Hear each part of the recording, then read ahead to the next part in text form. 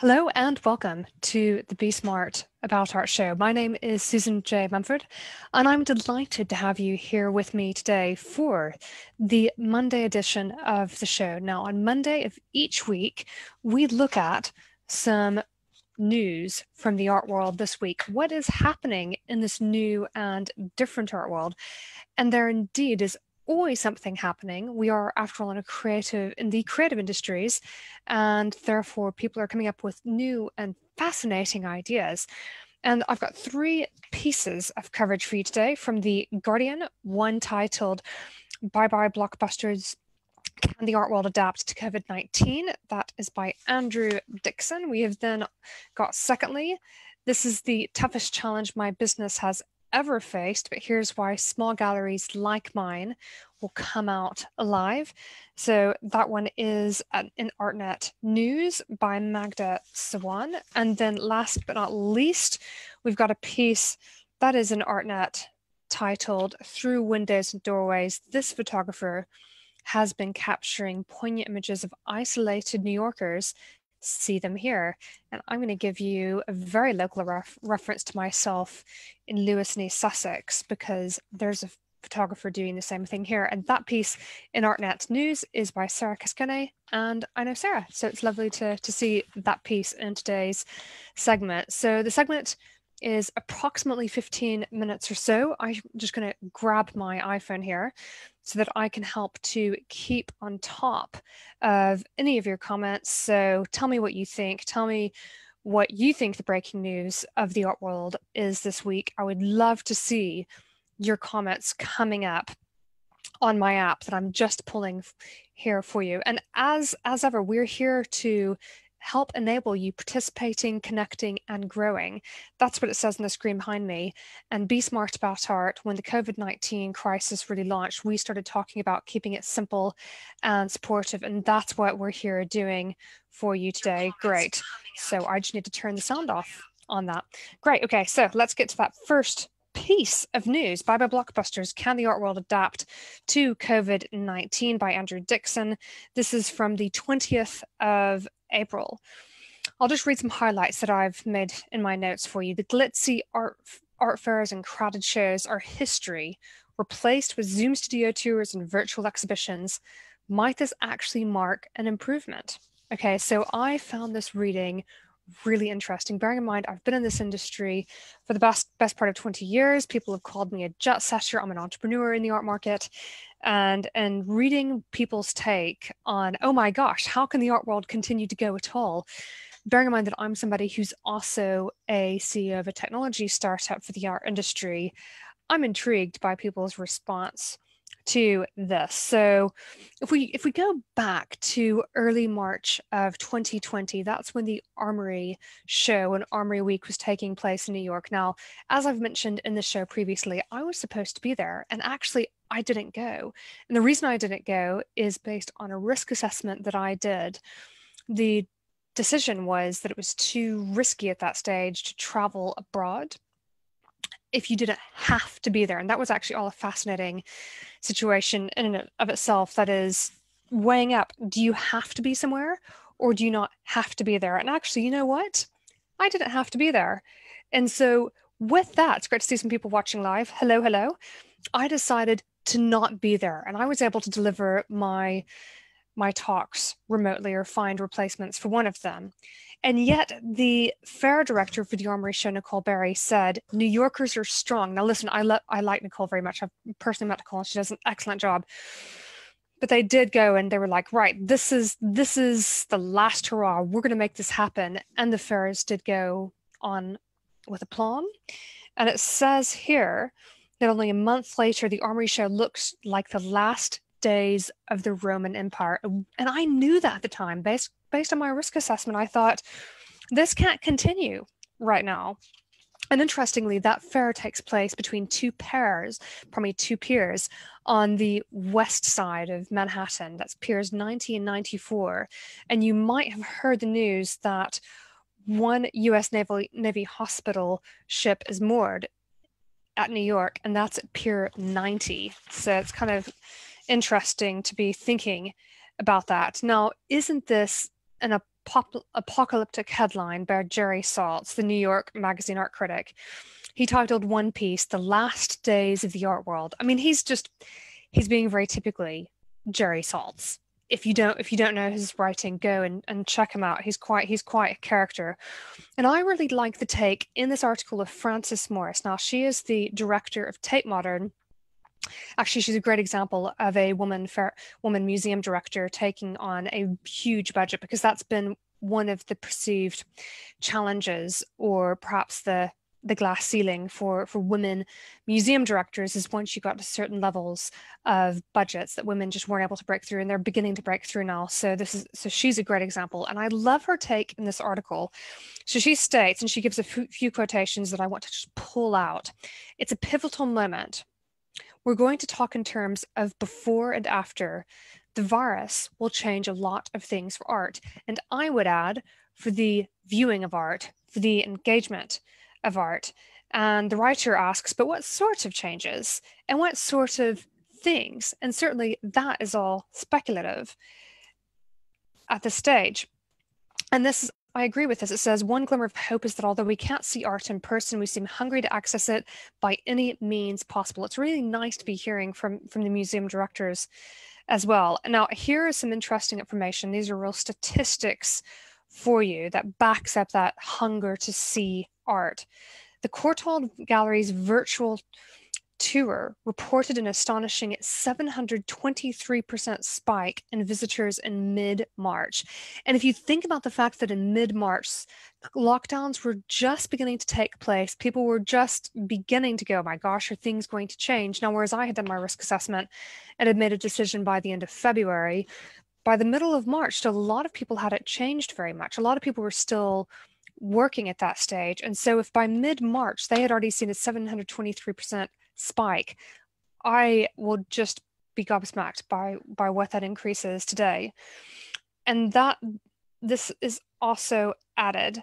Every private gallery worth its salt has launched online viewing rooms. Now, I wouldn't say every gallery worth its salt. I'm going to slightly disagree with that. Some people are still working out their solutions. It's not actually the easiest thing. I know some small galleries that are actually still working on what they're doing. So Alison Cole, who is editor of Industry Bible, the art newspaper, says it's unprecedented. We do know this. After talking about it for years, a lot of people are finally seizing the opportunity of online. And I concur. Now, I'm one of these people who, for years, people have kind of gone, Susan, what's this weird online thing that you're doing? Or what is this new kind of change with Be Smart About Art to take things online? Well, here we are. And now it all makes sense. And I already had the foundation ready to go, which is awesome. Now, I didn't realize that there was a Twitter feed by the Royal Academy of Art. So check out this hashtag if you haven't already, hashtag RA Daily Doodle. That's all one word, hashtag RA Daily Doodle. It's a challenge aimed at amateur artists. Other galleries are trialing similar projects. So people are doing things in a very, very different way to engage audiences.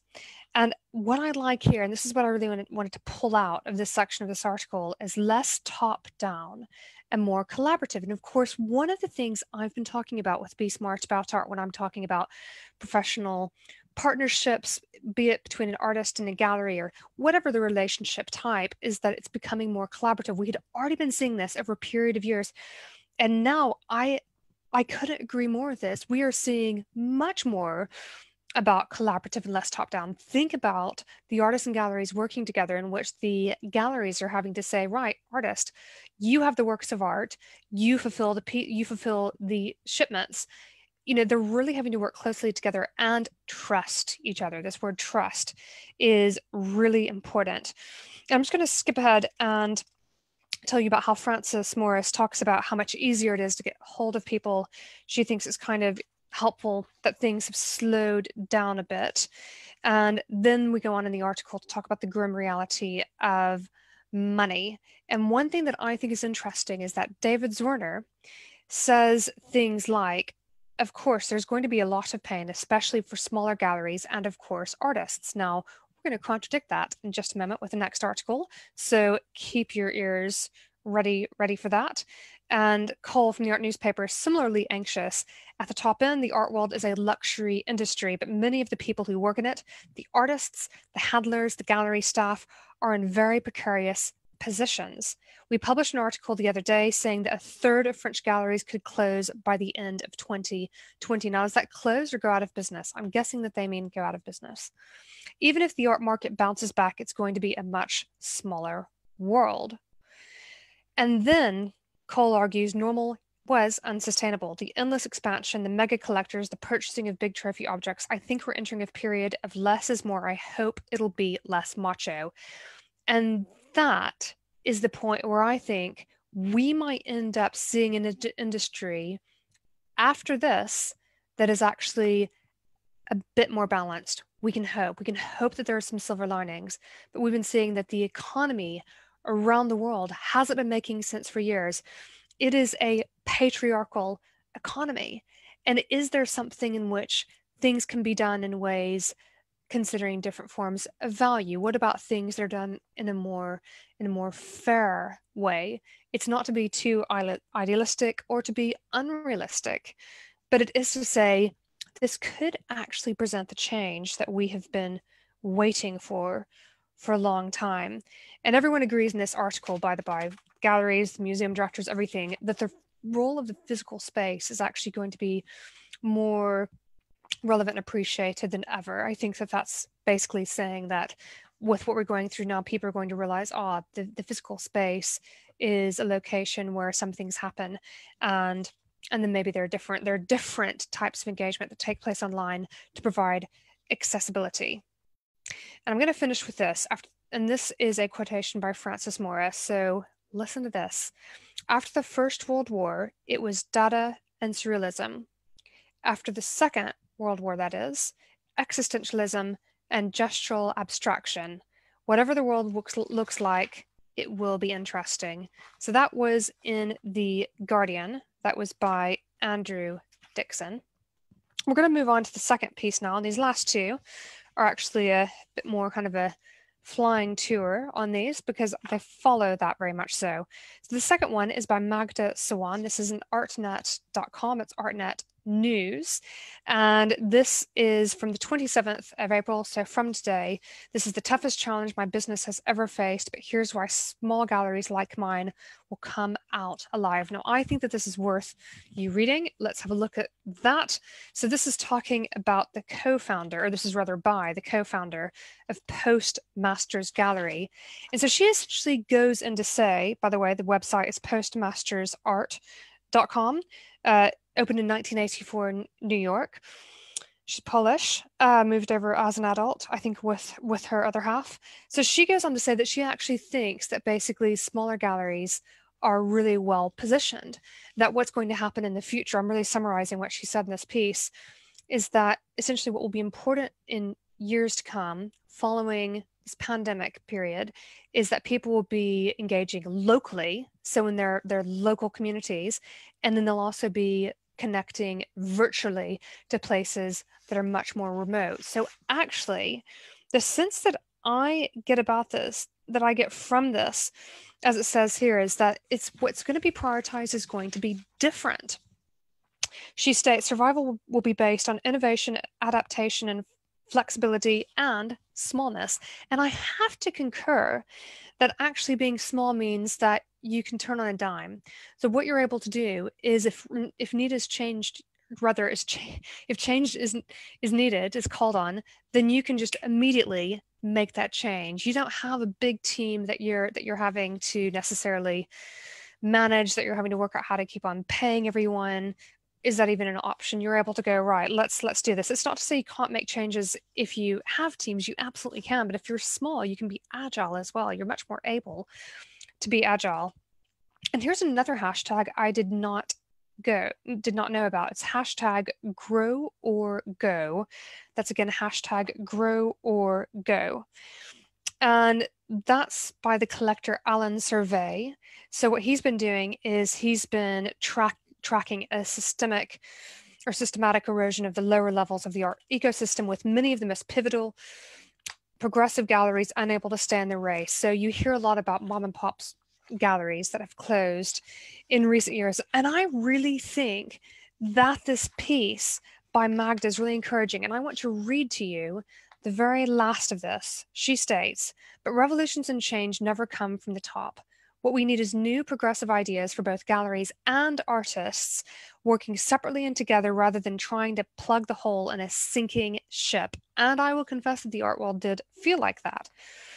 William Pahida, an artist we represent, recently came up with Store to Own, a novel way to distribute his work and get it out of storage. He offered select artworks to people to live with for free. That's a good idea. They could purchase it at an increasing discount over the years or sell it and share the profit. It proved very successful. This kind of initiative offers no direct benefit to galleries, but it opens up a system that is in dire need of reinvention. And indeed, the world has changed already. The art world we know has been slow to adapt to cultural change, including technology, and now we really must if we're going to survive. And I think actually, if I think about both of these articles, one of the big things that I think about is when I consider back when I had my own gallery during the credit crunch, what that required was that people make change. And if you weren't up for making change, you weren't going to survive. But if you were willing to innovate and to be collaborative and to call on your resources and to communicate with people, you absolutely could survive. And she continues, in the famous words of the infamous Donald Rumsfeld, you go to the war with the army you have. The post-COVID art world will be physically local and virtually global as the regional scenes gain relevance while long-distance art business continues and grows online. As I was saying before, art is needed and art will rise. To paraphrase Dylan, come gather, fin dinghies wherever you roam.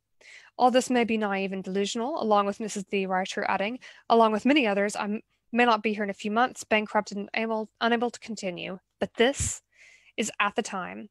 You know the David versus Goliath story, and you know how it ends. Take care, everybody. So I thought that was quite a thought-provoking piece. And I'm going to finish with this final piece, and this is in ArtNet News by writer Sarah Cascone, and I do indeed know Sarah Cascone. It's from April 23rd. It's called Through Windows and Doorways. This photographer has been capturing poignant images of isolated New Yorkers. See them here. And this is basically the story of a photographer, Ventiko, Ventiko, who has been going around New York City during the lockdown and been photographing people at their homes through their windows and at their front doors. I mean, it's quite interesting. So you can see some images there on the screen, people dressing up. There's somebody in leopard, like a leopard print leotard. There's a couple both wearing masks. I mean, it is just absolutely beautiful. These are actually in color in the real deal. So I've just printed them out in black and white. I mean, it goes on and on and on. It's beautiful views as well. So I wanted to finish with that because I thought that was a really clever idea. I guess the big question being how that satisfies lockdown rules must be said. Presumably you could do this when you were going out for your exercise, or perhaps I'm projecting the UK lockdown sort of parameter as well.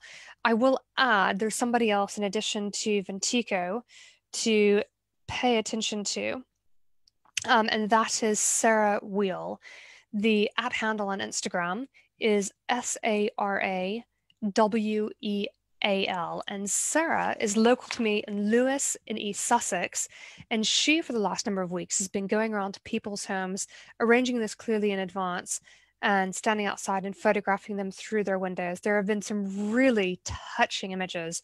So if you go check out Sarah Wheel, you'll find her images as well. So Ventiko and Sarah Wheel are two photographers to go and look out for their lockdown images of people through their windows. I mean, how touching is that? It actually gives me chills up and down to even think about that. Well, I see some fantastic comments coming through. Hello to everyone who is watching. And if you know of some artists or some photographers who do some really interesting projects inspired by this time, please add those into the comments here on the live video. I think that's really fascinating. And art is about life, right? It's about expressing about what's happening. And this is what's happening in this time. And as we're now seeing in the Sunday Be Smart About Art show, that edition is now talking about green shoots every week. So we are living through this period. We are entering a new norm. In the coming weeks, I'll be showing you some photographs from each room of my home because you can actually see how I'm readjusting all of the living space to make room for the different needs. I was just talking with my husband Chris over the weekend when we were on one of our walks about how actually we're now entering a phase where yes, we've got some shops that are food shops, for example, that are reopening because they're realizing, this is not only for a few weeks, this is something that's going to be here for a while. So how can we work out continuing to exist? Now they're allowed to reopen. They did actually have to close in the first place. Part of the reason that some of those shops closed, particularly small ones, was that they weren't quite sure how to handle the hygiene.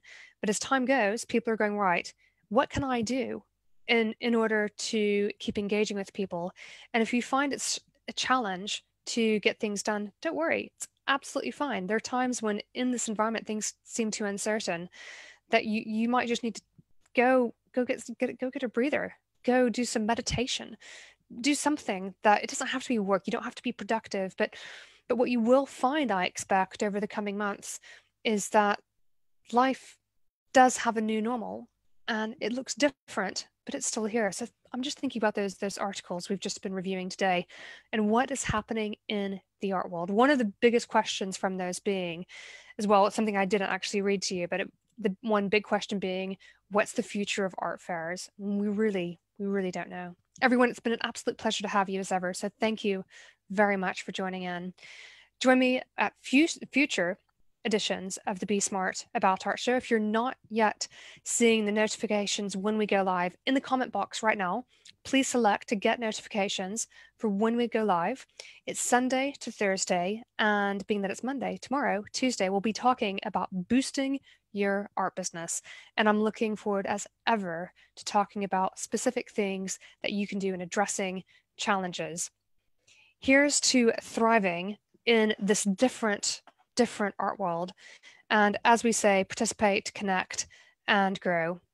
I look forward to seeing you again online soon. And I'm signing out. Be sure to check out our membership community, patreon.com/Be Smart About Art. Until next time, signing out from Lewis in East Sussex.